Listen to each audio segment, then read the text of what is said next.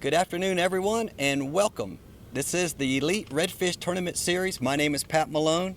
Our great co-host today is a professional angler, as everybody knows out there, Mr. Mike Frenette. And we're here at the Silver Slipper Casino and Hotel in Bay St. Louis, Mississippi, and this is the Silver Slipper Show. This week, anglers are competing head-to-head, one angler per boat, no teammates, no draw partners, and they're battling it out for big redfish on the big waters of Bay St. Louis. Mike, how's it going, brother? Thanks for joining us. Oh, thank you. I appreciate it very much.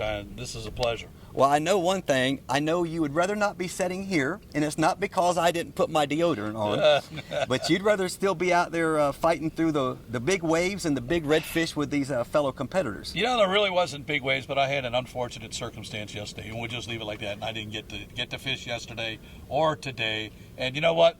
That's the way it is. That's tournament fishing, and sometimes stuff happens, and you just got to roll with it. But I know that I certainly miss being out there because I kind of feel at home over here. We've been here a few times, and yeah. I felt a little confident. But that's the way it goes. Well, and I know, and you know how the rumor mill is, we know that during practice we heard that you were on a really good bite. You have one of your sons in the field as well, and you were hoping to have the other one here, but he came down, got a little sick under the weather, so he's at home, and we wish Steven the best. And your other son, Michael's out there kind of battling not only the elements and battling the fish, but he's also battling some real illness, and he's been a trooper. He's been a trooper, and he's really fought through it. He told me, he said, since it's been 17 years or so, I guess, since the Cup days or whatever. He goes, I'm not sure I've been more proud of my performance, and I'm not saying that to be arrogant.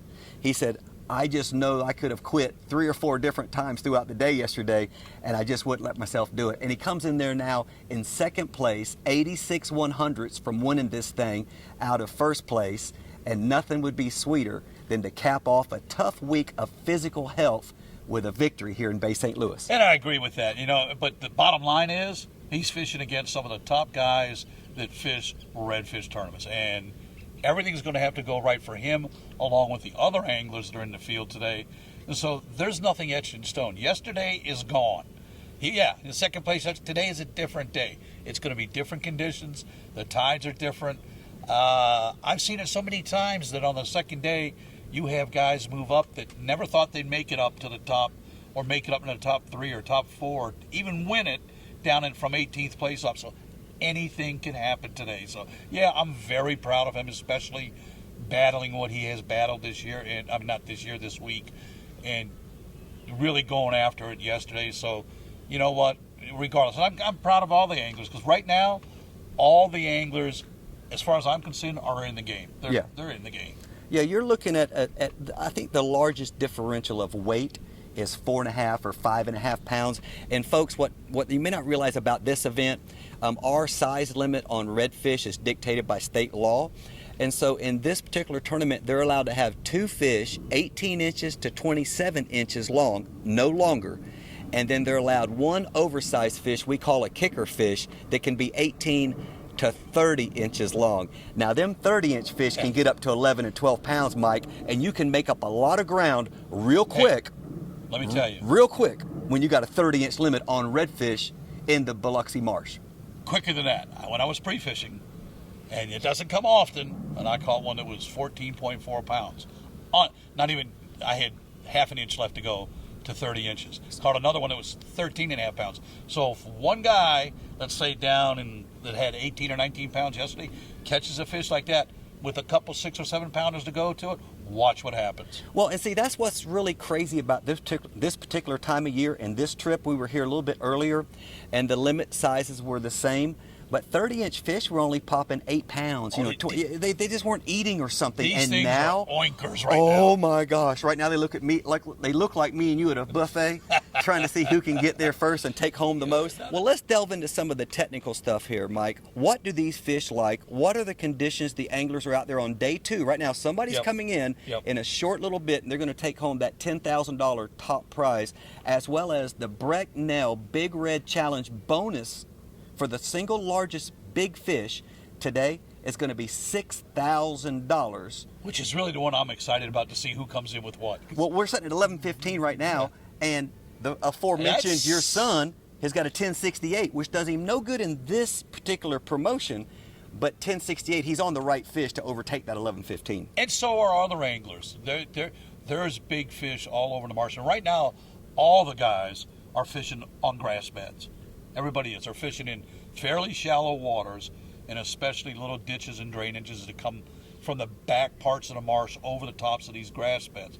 But what happens, Pat, is that you have to have the right tidal movement to get those fish love to hide on you. They get down in the grass and they sit down in there. I don't know if they sit in there to stay cool. I don't know what their deal is, but they don't leave. They're there, but you just might not see them.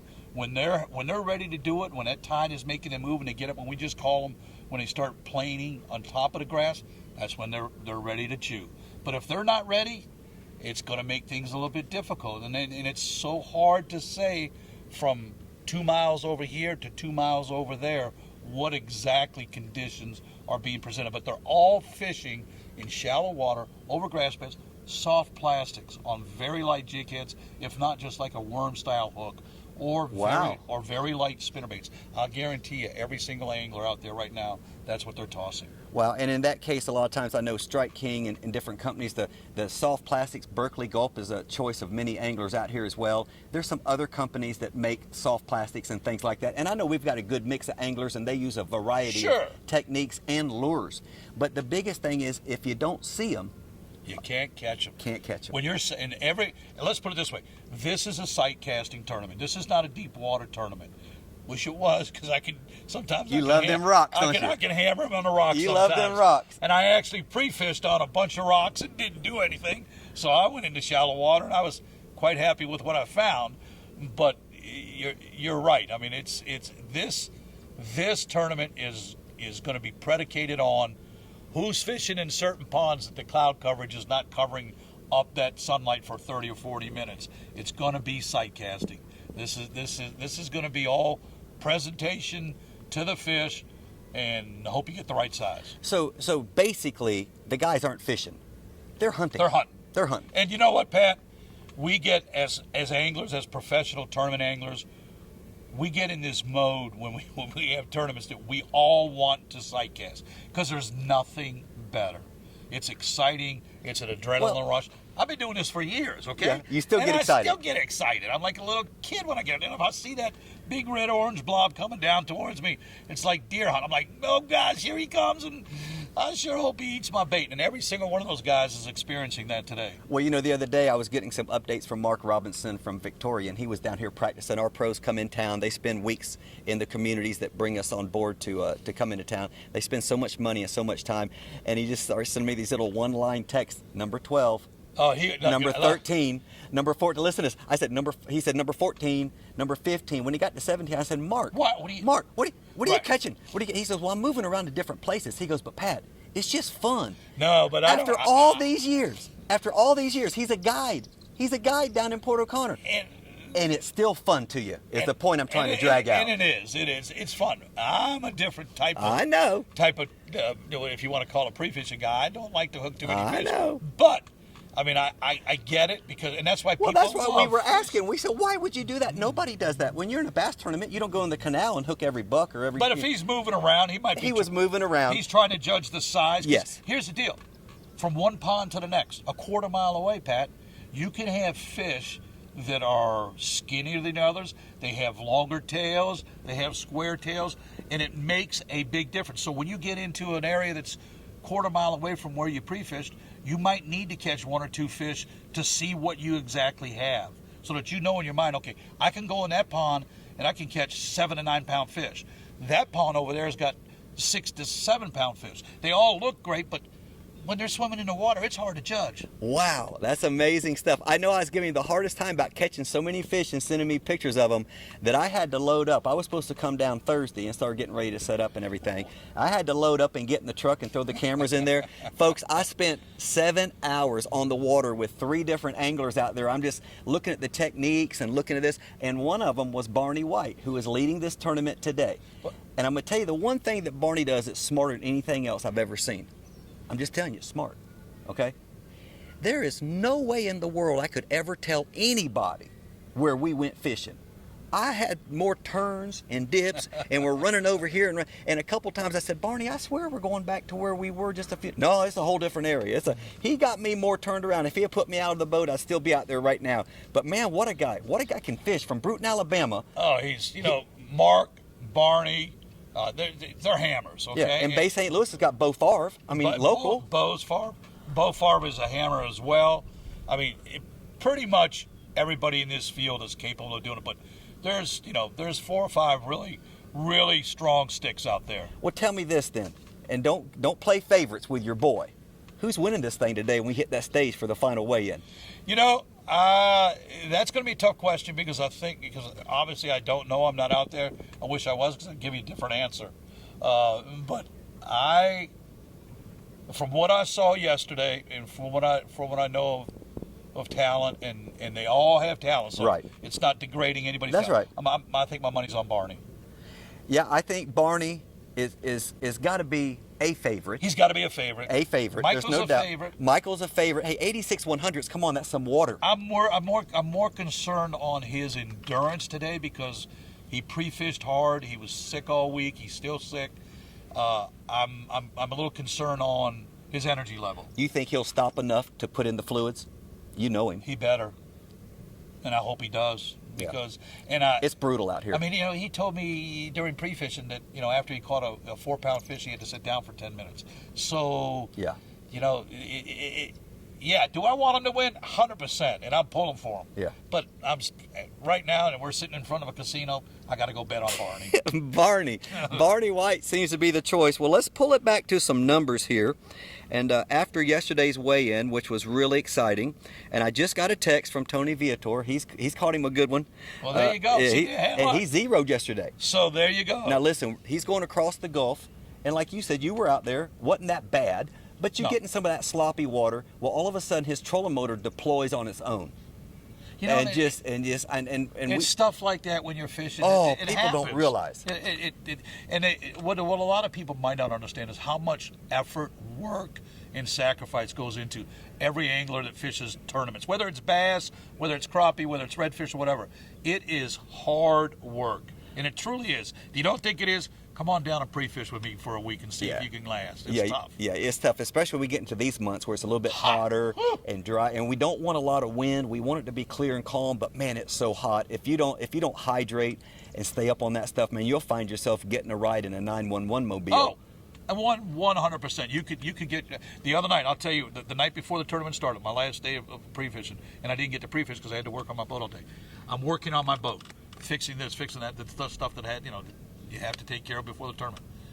I drank one water all day, didn't think about it. When I finished, took my shirt off. That night, Pat, I almost went to the hospital. I had rolling cramps that were knots coming up my leg that went up into my groin area, and it was so painful. So, and that's all. It's just dehydration. Yeah, you need an IV. Once it gets to you, it's too late. You're in trouble.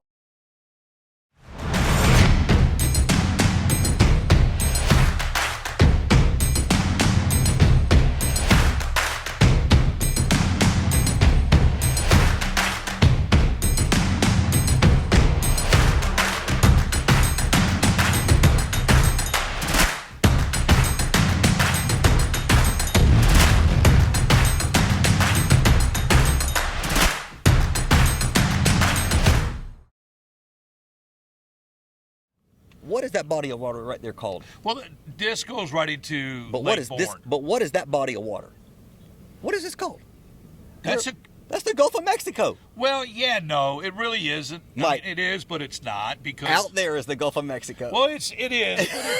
But He's trying to minimize it. Folks, you got barrier islands. So once you pass by definition, there's islands that are 8 miles out from here. Okay. So once that's technically where the Gulf starts. That's correct. Okay. So you got basically you're cutting across Lake Bourne, but bottom line is, it's open water. He's downplaying it, folks. These guys are studs. It's open water. If you think this is easy and you think it's nothing but just roll up in here and take some money and come in and get all the glory and the trophies and stuff like that, you just go out on the worst conditions you can find, the worst winds, the worst waves, whatever you can find that you would categorize as being the worst possible.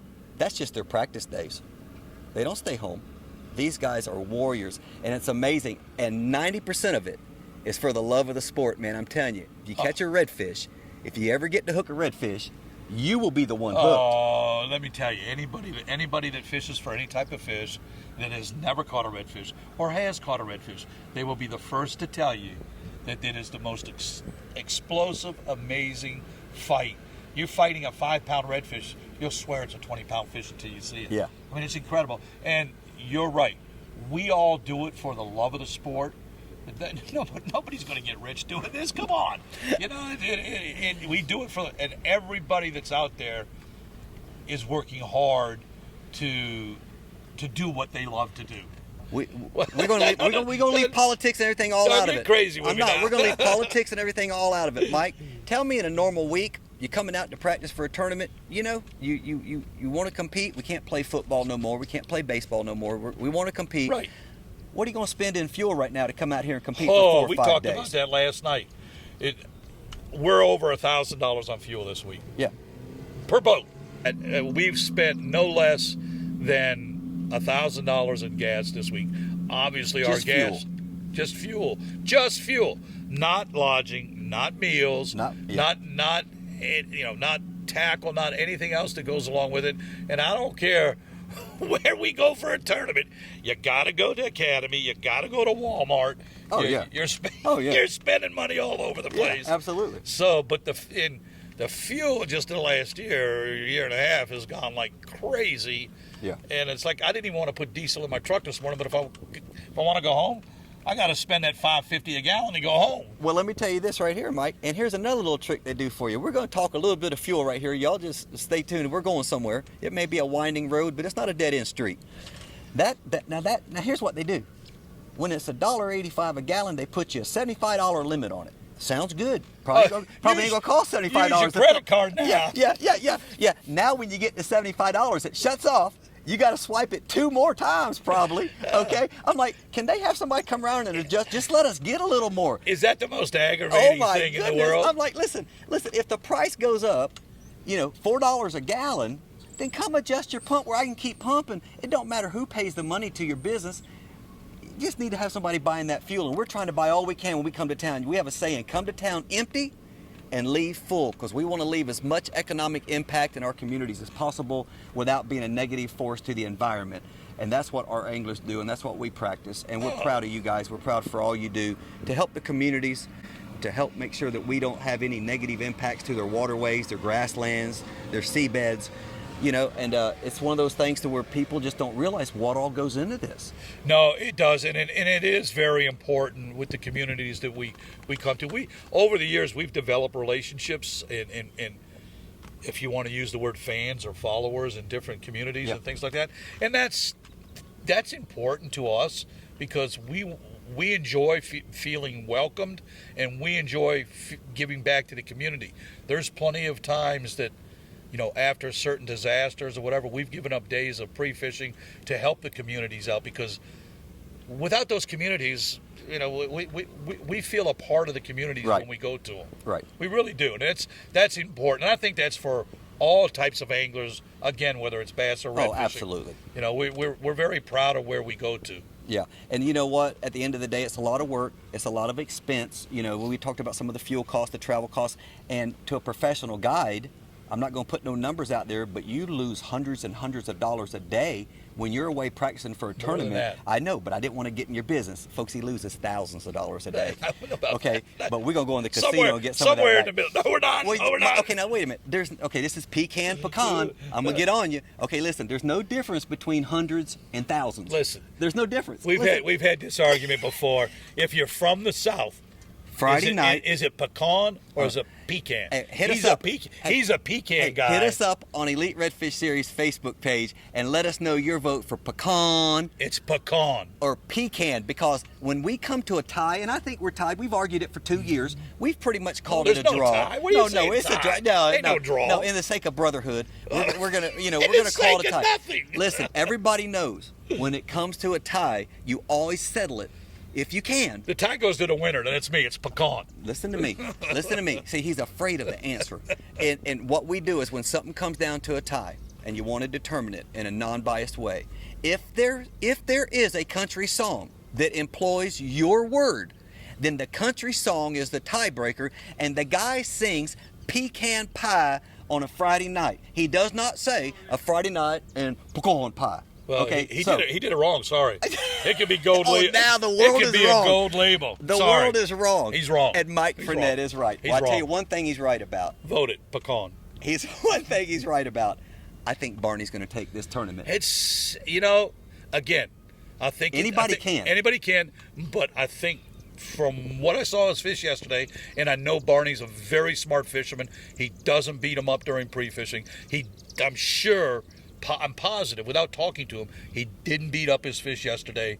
And all these areas where the anglers are fishing, there's not a huge number of fish. Yeah. Okay, and it's hard to find the exact right ones. So, and I know Barney, I know he's a real precise fisherman.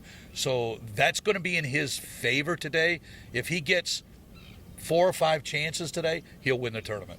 That's the final word right there from Mr. Mike Frenette. My name is Pat Malone. We're about to hit the stage. Day 2. This is Championship Sunday right here at the Silver Slipper Casino and Resort in beautiful Bay St. Louis, Mississippi. Thank you so much for tuning in. Be sure to get over to Elite Redfish Series anywhere on social networks, whether it's Twitter, Instagram, Facebook, any place on the web. You'll be able to find us and follow us, and you'll hear more from this character. He's also the owner, the operator, him and his family, of the Redfish Lodge of Louisiana, and I know that he loves making people's big, giant redfish dreams come true, and all you got to do is search him on the web, and you'll find him too. He's been doing it an awful long time. Mike, thank you so much for coming and joining us. We'll see you each and every episode. You're going to hear from this guy. We're going to continue our argument right here while we go away from you for a few moments on pecan pie. It's really good. That's what I was just going to say. You can't end it like that. You go enjoy the pecan pie at the buffet. No. Okay? I don't eat pecan pie. Yes, you That's do. all. Hey, He does. my folks wear sandals. Okay? We go to Walmart. That's my folks. And that's where the pecan pie is. No. Pecan pie. Whatever. Y'all have a great Sunday. We'll see you Whatever. next time on Elite Redfish Television. He may be the host, but it's pecan pie.